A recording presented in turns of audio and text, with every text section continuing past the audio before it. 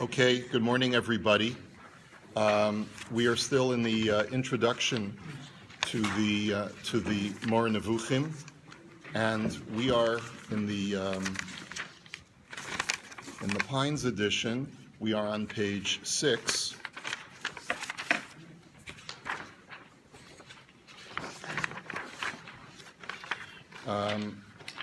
The first paragraph, beginning with the words, "This treatise also has a second purpose."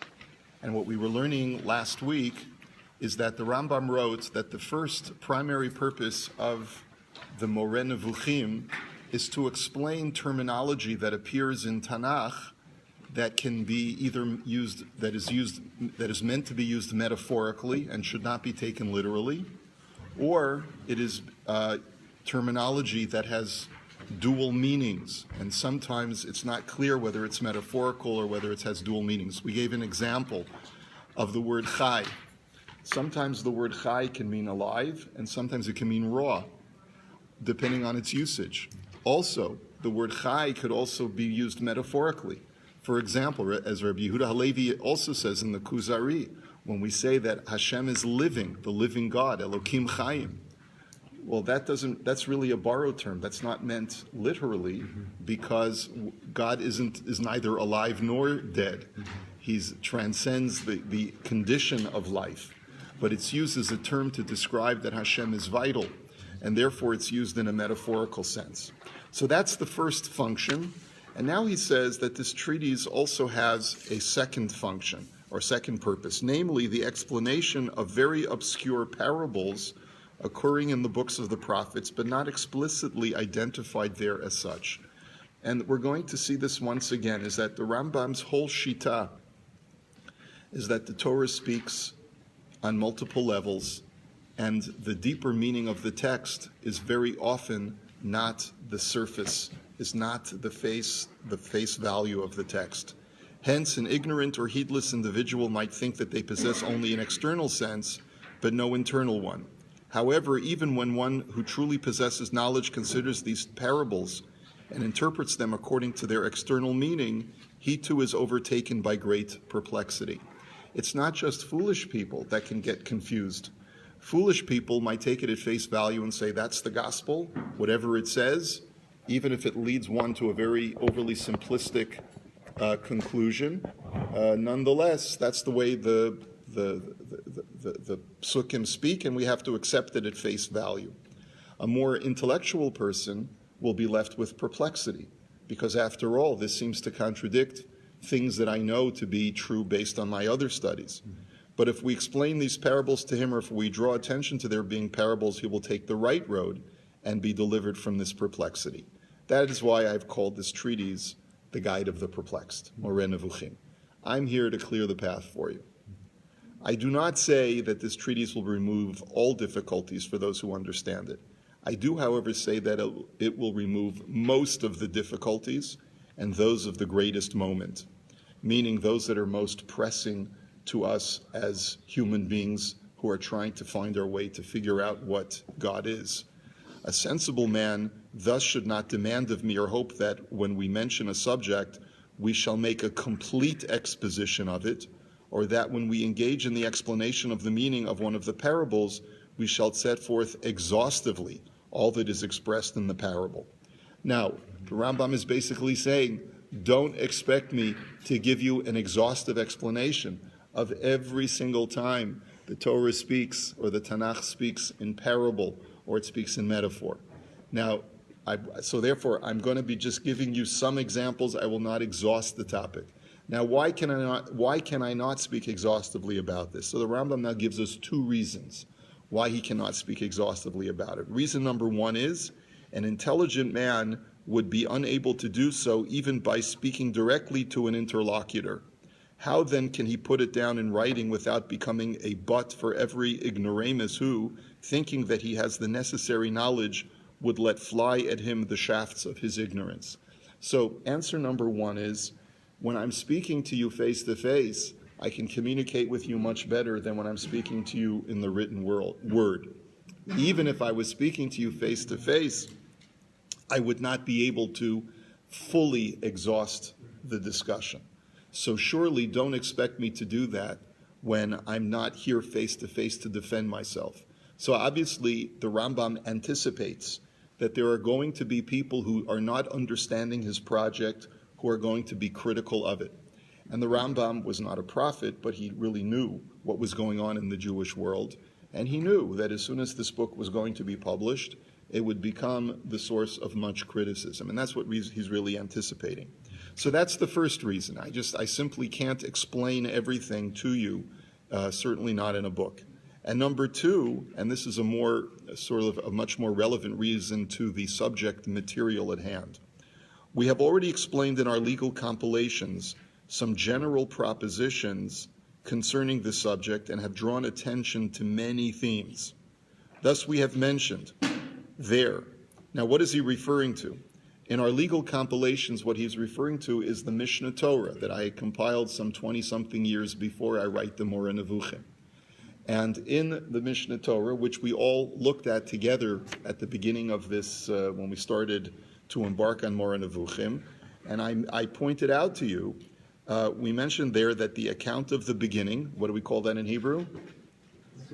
Maseh Bereshis, is identical with natural science or physics, and the account of the chariot with divine science or metaphysics. The act of the chariot is Maisa Merkava, okay?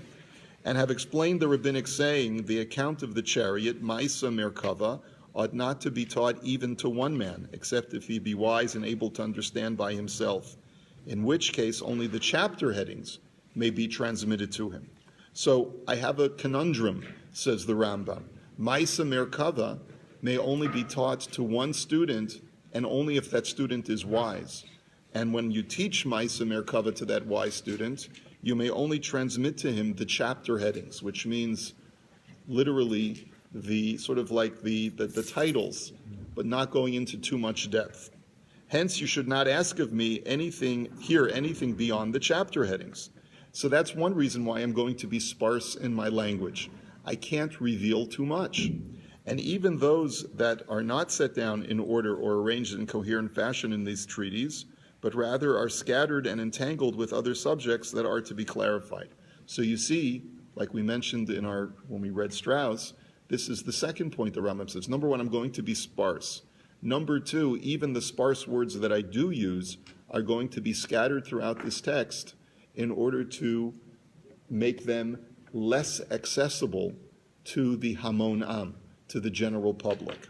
For my purpose is that the truths be glimpsed and then again be concealed, page 7, so as not to oppose that divine purpose which one cannot possibly oppose and which has concealed from the vulgar among the people those truths especially requisite for his apprehension.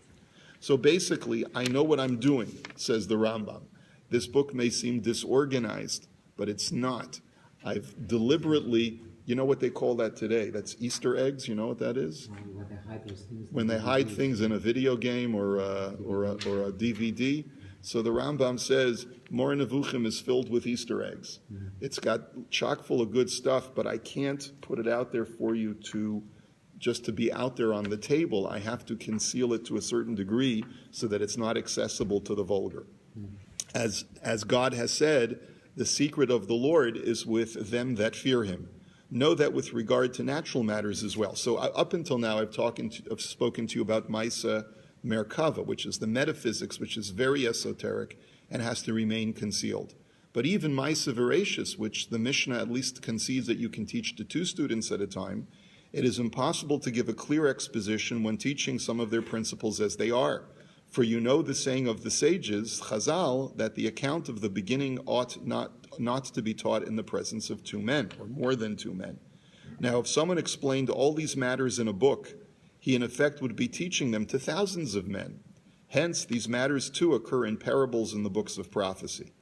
So the sages, may their memory be blessed, following the trail of these books, likewise have spoken of them in riddles and parables, for there is a close connection between these matters and the divine science, and they too are secrets of that divine science. And so essentially what the Rambam is saying is that Maisa Bereshis also contains very esoteric material.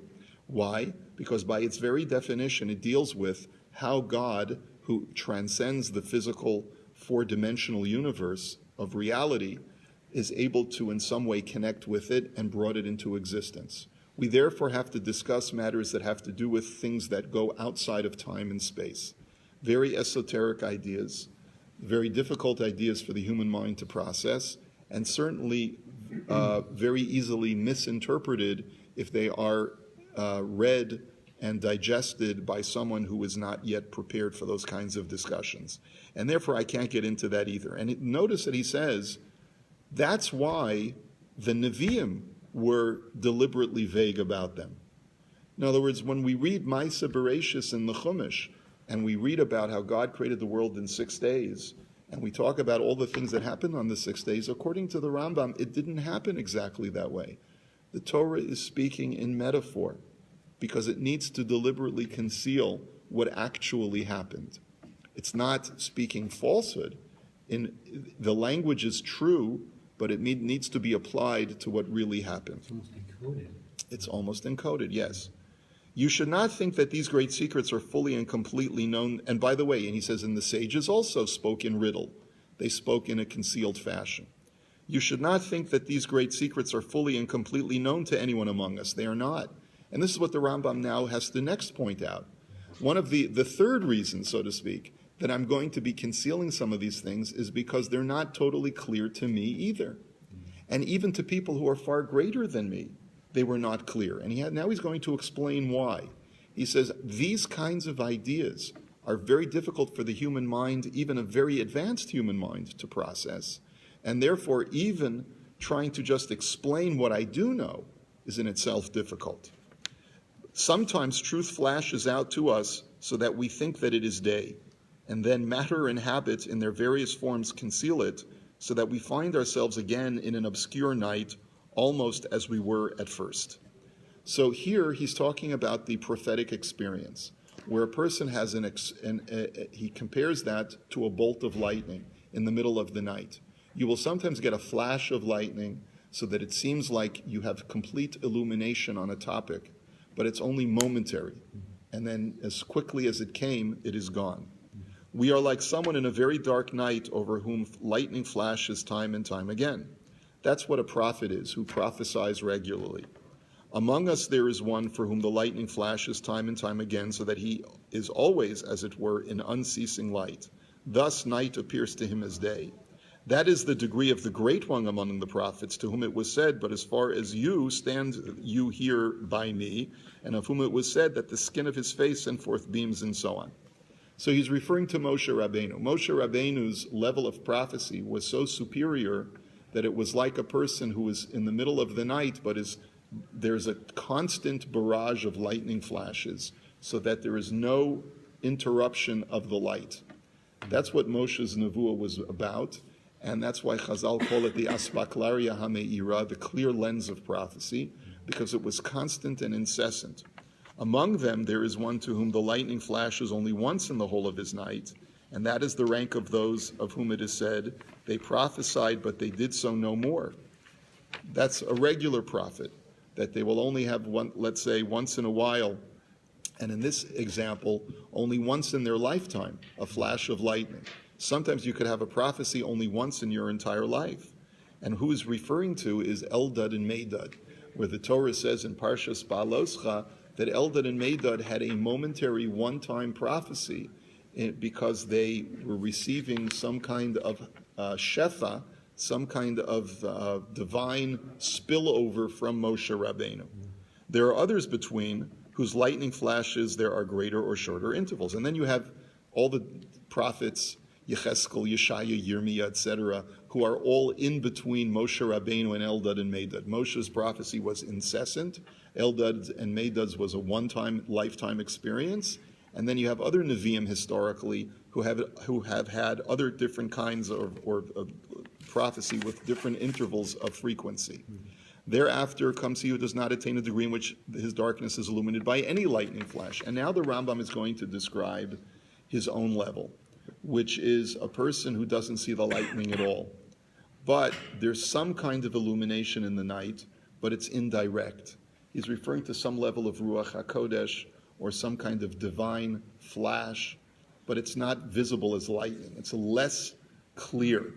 And even this small light that shines over us is not always there, but flashes and is hidden again, as if it were the flaming sword which turns every way.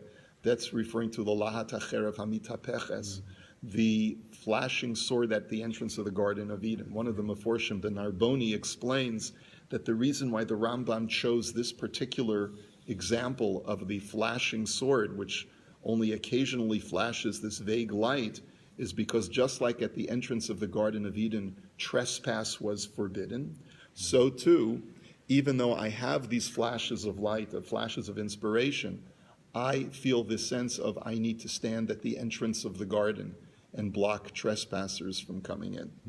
It is in accord with these states that the degrees of the perfect vary. As for those who never even once see a light, but grope about in their night, of them it is said, they know not, neither do they understand, they go about in darkness. So the truth, in spite of the strength of its manifestation, is entirely hidden from them, as is said of them, and now men see not the light which is bright in the skies. They are the vulgar among the people. There is then no occasion to mention them here in this treatise. I'm not even talking to those people. They may be great scholars. They may be great rabbis, but they have no sense of connection to the information that I'm about to transmit in this treatise. So that's what I wanted to get to so far here. But now what I want to discuss with you is what the Rambam is really referring to. One of the things that the Rambam had made mention of, and he's going to bring this actually back to us in the ensuing paragraphs, is a reference to something that he had written many years ago as a young man. Remember, the Moreh Nevukhim is written towards the end of the Rambam's life in the 1190s. When he was a much younger man, we believe when he was in his 20s, he wrote his commentary to the Mishnah. Now, in one place in his Mishnah commentary, the Rambam writes a whole introduction to esoteric matters, which is very reminiscent of this introduction in Moreh Nevukhim. And he's going to refer back to what he wrote in his Mishnah commentary shortly, but I wanted you to see that first. So if you can please take one, pass it around. Does he see this as a gift or something that's earned or somehow deserved, this insight? That's a very good question. And actually, the question of whether intellectual insights are a gift or whether they come as an effort was something that Aristotle had undertaken. The conclusion of most Greek philosophers is that you have to naturally be born with certain intellectual gifts, but you have to hone them and develop them. If you never develop them, then you are like unformed matter, which has the potential, but has never turned that potential into actuality. Because the last thing we read seemed a bit of a criticism on Rambam's part that people who don't understand this, don't deserve his time. The Rambam is very critical of his contemporaries. He says, not only do you not get me, you don't get the truth. You don't get it, okay? But Mishnah Torah, doesn't he? The Rambam in Mishnah Torah says that anybody, if they devote themselves, can become another, can attain some level of nevuah. He talks about how, people applying themselves. I don't remember his exact text in the laws of nevuah, but the Rambam believes that if a person applies himself with the proper intellectual effort, he can achieve nevuah. But I'm not sure whether he says that it's accessible to everyone. That's the only thing that I don't remember. He says that even if you have all the qualities, you might get it, you might not get it. It's still a gift. Yeah. So there is one aspect of nevuah and intellectual connection. And we'll talk about that when we get into the idea of the active intellect, which the Rambam will touch upon in the Moreh Nevukhim as well. Here is a translation. The Rambam's Mishnah commentary was also written in Arabic, so therefore we'll look at what he says in English. We're coming in the middle of a very lengthy commentary, which is the introduction to the 10th chapter of Sanhedrin, which is known as Perek Chelek. That Mishnah opens up with the words, Kol Yisrael yesh lahem chelek le'olam haba. All of Israel have a portion in the world to come. And the Rambam here at this point, exposits on certain metaphysical ideas, especially about the immortality of the soul. And it is in this place in his Mishnah commentary where he develops the 13 principles of faith. Because the Rambam believes that the key to immortality, the key to Olam Haba, resides in one's intellect. In other words, if a person properly develops their intellect and harbors certain principles of faith, then they will have access to the world to come based on those intellectually held principles. And that's why he developed the 13 principles of faith in relation to the idea of Kol Yisrael having a portion in the world to come. But as an introduction to that, the Rambam says he finds it necessary to make sure that people understand that when Chazal talk about the afterlife, they cannot always be taken literally. And there's much that is misunderstood about the whole concept of Yemos HaMashiach and Olam Haba. And this is what prompts him to say how there are different levels of people who study the words of our sages and unfortunately don't understand them properly. Let's take a look. And it is from that which you must know that with regards to the words of the sages, may their memory be blessed, people are divided into three groups. There are three different kinds of Jews who study the words of Chazal. The first group, and it is most of what I have seen, and you talk about Paul, you talk about being critical of his contemporaries. Take a look. It is most of what I have seen, and of the compositions that I have seen, and of what I have heard about, believes them according to their simple meaning. In other words, when a person reads, and he's referring to Agadata, he's referring to the homily that is contained in Torah Sheba'al Peh, and does not reason that they have any sort of esoteric meaning. For them, the impossible things must correspond to reality. So if the Gemara talks about a giant bird that came from the sky and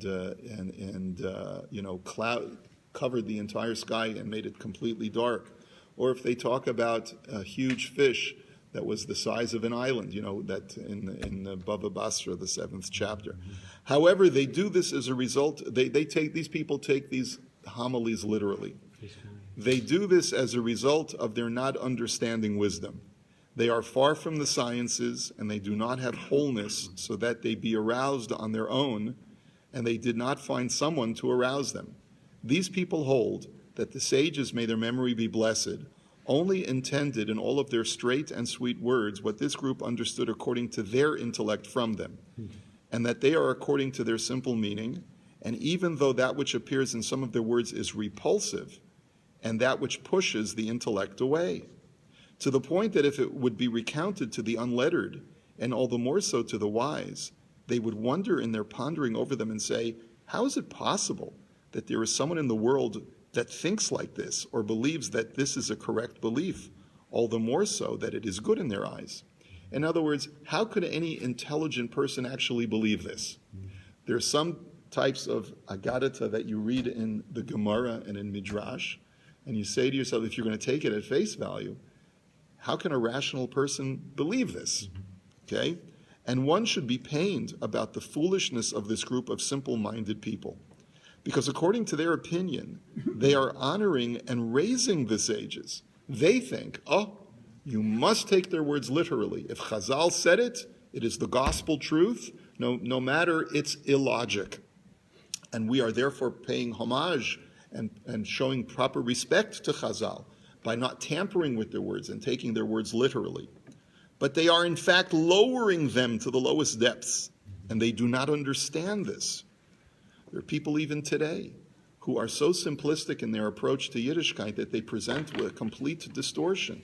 Just recently, one of a certain rabbi who was posted on the internet presumed to interpret the reason why 11 people were murdered in Pittsburgh, because he believed that by reading the words of the sages, you could intuit and interpret any situation that happens today and cast judgment on people because of what they did or what they didn't do.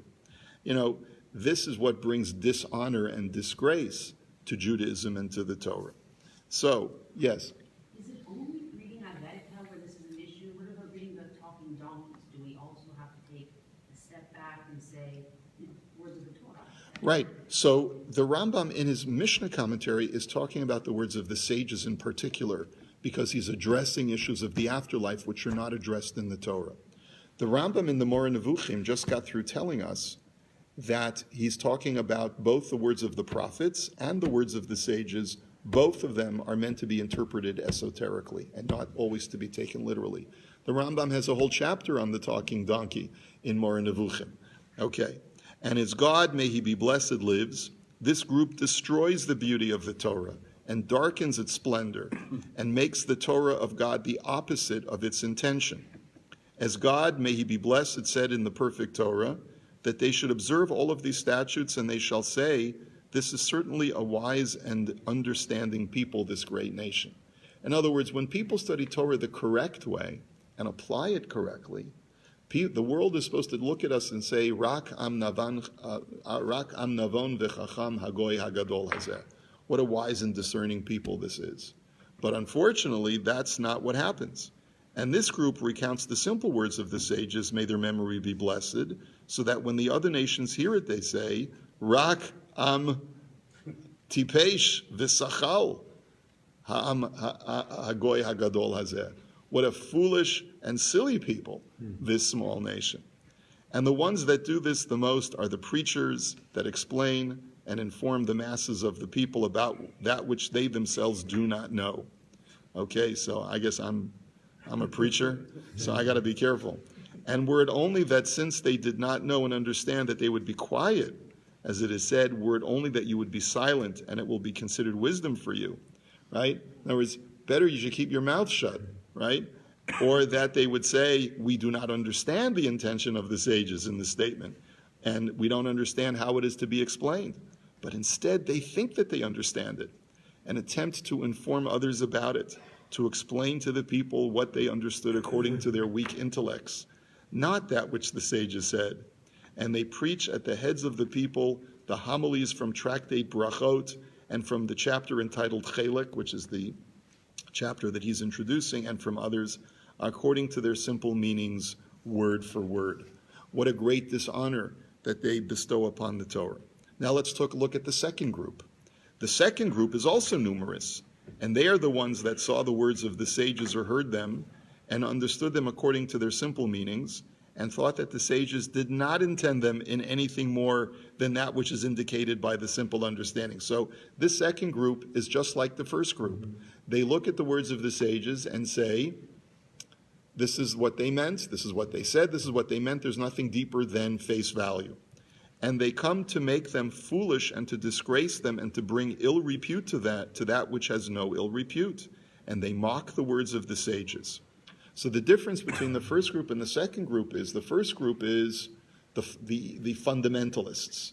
They say, we believe in God, we believe in Chazal, we believe in Torah Sheba'al Peh, and we accept that whatever it is, no matter how outlandish what the pronouncement is, it must be, that's the way it is. No matter how offensive it is to the intellect, that's how it is.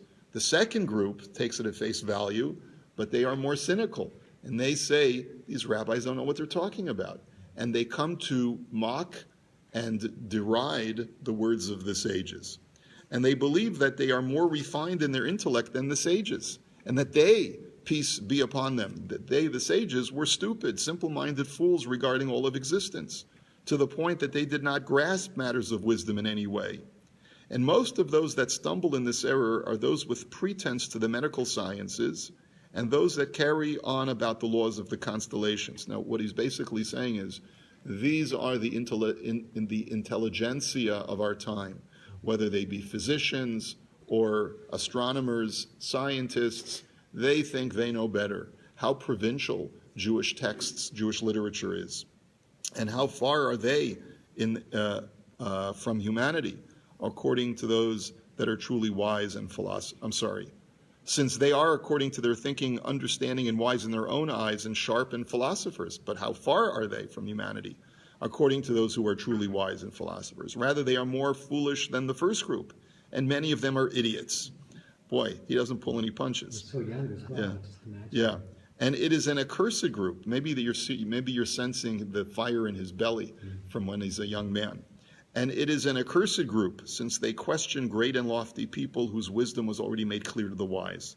And were these idiots to exert themselves in the sciences to the point that they would know how it is proper to organize and write things in the science of theology, and things which are similar to it for the masses and for the wise, and they would understand applied philosophy, then they would understand if the sages, may their memory be blessed, were wise or not, and the matter of their words would be elucidated for them. In other words, it is a lack of knowledge on their part that makes them so dismissive of the words of the sages. If they would only study a little bit more, they would see how easily you reconcile the words of Chazal when understood properly and the words of the natural sciences. Now we go to the third group. The third group is, as God lives, very small, to the point that it is not fitting to call them a group at all, except in the same way as one says about the sun that it is a species, even if it is in fact unique. Essentially what he's saying is that these people are one of a kind, 1 in a million, very rare. And these are the same people to whom the greatness of the sages, may they be blessed, and the quality of their intellect was made clear from what was found among their words, things that indicate matters that are very true. And even though, in other words, they look at the words of the sages, they're able to pick out their words very, very carefully, sift them, distill them, and come to a true understanding of what Chazal mean. And even though these things are few and scattered in different places in their compositions, they indicate their wholeness and that they grasp the truth, and that the impossibility of the impossible and the necessity of that which exists was also clear to them. The members of the third group knew that the sages, peace upon them, were not saying jokes, and it became established for them that the sages' words have a revealed and a secret meaning. There's an overt, face value meaning, but there's a more esoteric, deeper meaning. And that in everything they said about things that are impossible, they were speaking by way of a riddle and a parable, since this is the way of great wise men. And therefore the greatest of wise men opened his book by saying in Proverbs, to understand a parable and a metaphor, the words of wise men are their riddles. And it is known to the linguist that a riddle is when the matter is intended by it is hidden and not revealed by it. And as it is said in Sefer Shoftim, I will tell you a riddle. Since the words of the sages are all about supernal matters of ultimacy, they must then be riddles and parables. And how can we blame them for writing wisdom in the way of parable and making it appear as lower things of the masses, when we see that the wisest of all men did this with the Holy Spirit? I mean, Shlomo in Proverbs and in the Song of Songs and in some of Koheles. And why should it be difficult for us to explain their words rationally and to take them out of their simple meaning in order that they fit reason and correspond to the truth? And even if they are holy writings, they themselves explain verses of Scripture rationally and take them out of their simple meaning and make them into parables. So here, again, you're seeing the words of Tanakh also are what the function of Chazal is to tell you when the words of the Tanakh are also not to be taken literally. And it is the truth, as we find that they said to explain the verse in Divrei Hayamim, he smote the 2 powerful lions of Moab, that it is all a parable. And so too, that which is stated further in the verse, he descended and smote the lion in the pit, as a parable. And he gives a number of different examples. But let's go to the end of the paragraph, where it says, if you are from the third group, so that when you see one of their words that intelligence pushes off, you stop and reflect about it, and know that it is a riddle and a parable, and you lay burdened in your heart and occupied by the meaning of the idea in the composition and in its rational meaning, and think to find the intelligent intention in the straight faith, as it states, to find words of desire and written straightly, even words of truth. And if so, look into this book of mine, and it will help you with God's help. In other words, that's who I'm writing this book for, this Mishnah commentary. And therefore the Rambam writes, this is his introduction to explain how people so rarely understand the true essence of what the afterlife is all about. And the reason why they don't understand it is because when they read about Chazal talking about things like Gehenna, a fire, they take it literally. People will be strung up and punished in different kinds of ways, very graphically depicted in Midrashim. According to the Rambam, this is all metaphor, because the Rambam has a more Aristotelian concept, a more philosophical concept of what afterlife is, which is disembodied intellect of the individual. And we're going to get into that in the Moreh Nevukhim. The last thing that I want to see with you is something that the Rambam himself is going to refer to in the Moreh Nevukhim, which we'll see next time. But since you have the text here, let's take a look at it. Several paragraphs later, the Rambam says, my intention, remember, he's writing this as a young man. There's probably a 50-year gap between the time that he wrote the Mishnah commentary and the time that he wrote the Moreh Nevukhim. That's just an approximate number. But he says in his Mishnah commentary, this is what has been clarified to me from all their words about this lofty and weighty matter. And I will still write a composition in which I will gather all of the homilies that are found in the Talmud and in other books, and I will elucidate them and analyze them such that they be fitting with the truth of their matters, and I will also give proofs to this from their words. In other words, I have every intention, to the Rambam, on writing a commentary to Shas, to the Agadata. I am going to write a commentary to all of the areas of homily that appear in Torah Shebaal Peh. That book has never been published. Now, why was it never published? Because the Rambam stopped in the middle of the project. He's going to explain, as an old man in Moreh Nevukhim, why he desisted from that project. We'll see why. And I will reveal which of the homilies are like their simple understanding and which are parables and which were dreams, even though they are described in completely straightforward statements, as if they were in a waking state. And in that composition, I will elucidate for you many beliefs, and there I will elucidate all of the things of these principles that I have given to you a little here, that you extrapolate from them to the others. And one should not be exacting with me that in this essay I have somewhat overlooked words and matters about which experts are exacting, since I have overlooked this exactitude to allow for understanding for the one that has no prior education in this lofty matter that not all people grasp. So I've given you a gloss, says the Rambam in this Mishnah commentary, in this introduction, but when I write my big book, you're going to get the whole story. That book was never written. What we do have instead of that big book is the Moreh Nevukhim. Why did the Rambam shift gears and change the project? That we're going to see next time. We did say earlier that he can't do it all.